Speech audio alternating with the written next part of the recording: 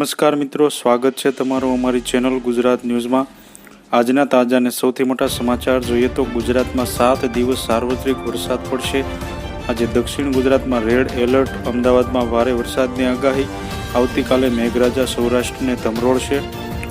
હવામાન વિભાગ દ્વારા આજથી 21 જુલાઈ સુધી રાજ્યમાં સાર્વત્રિક વરસાદની આગાહી કરવામાં આવી છે, જેમાં આજે અને આવતીકાલે વિવિધ જિલ્લાઓમાં અતિ ભારે વરસાદ વરસી શકે છે। એમાં ખાસ કરીને દક્ષિણ ગુજરાતના ભાગોમાં અત્યંત ભારે વરસાદની સાથે રેડ એલર્ટ જાહેર કરવામાં આવ્યું છે, જ્યારે સૌરાષ્ટ્ર સહિતના વિસ્તારોમાં અતિ ભારે વરસાદ સાથે આગાહી કરવામાં આવી છે। બાકીના તમામ જિલ્લાઓમાં ભારે વરસાદની સાથે યલો એલર્ટ જાહેર કરવામાં આવ્યું છે। દક્ષિણ ગુજરાતના ભાગોમાં અત્યંત ભારે વરસાદની સાથે ભારે પવન ફૂંકાવાની શક્યતાના પગલે 2 દિવસ માટે માછીમારોને દરિયો ન ખેડવા સૂચના આપવામાં આવી છે।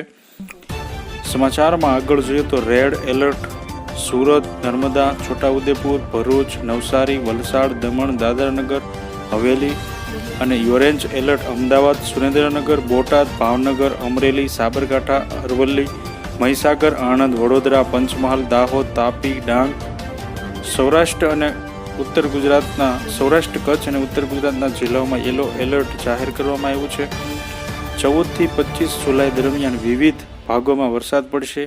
હવામાન વિભાગના ડાયરેક્ટર A.K. દાસના જણાવ્યા અનુસાર હાલમાં ગુજરાત રાજ્ય પર cyclonic circulation offshore trough અને વેસ્ટર્ન ડિસ્ટર્બન્સ સક્રિય થયું હોવાથી સાર્વત્રિક વરસાદની શક્યતા છે। મહત્વનું છે કે હવામાન નિષ્ણાત અંબાલાલ પટેલ તથા પરેશ ગોસ્વામી દ્વારા ગુજરાત રાજ્યમાં 14 થી 25 જુલાઈ દરમિયાન વિવિધ ભાગોમાં ભારેથી ભારે વરસાદની આગાહી વ્યક્ત કરવામાં આવી હતી। એ બાદ આજે અમદાવાદ શહેરમાં બપોરે એકાએક વાતાવરણમાં પલટો આવ્યા બાદ ધોધમાર વરસાદ વરસ્યો હતો। આ સાથે જ દક્ષિણ ગુજરાતમાં જિલ્લાઓમાં તથા વડોદરા, પંચમહાલ સહિતના જિલ્લાઓમાં મેઘરાજા ધબધબાટી બોલાવી રહ્યા છે।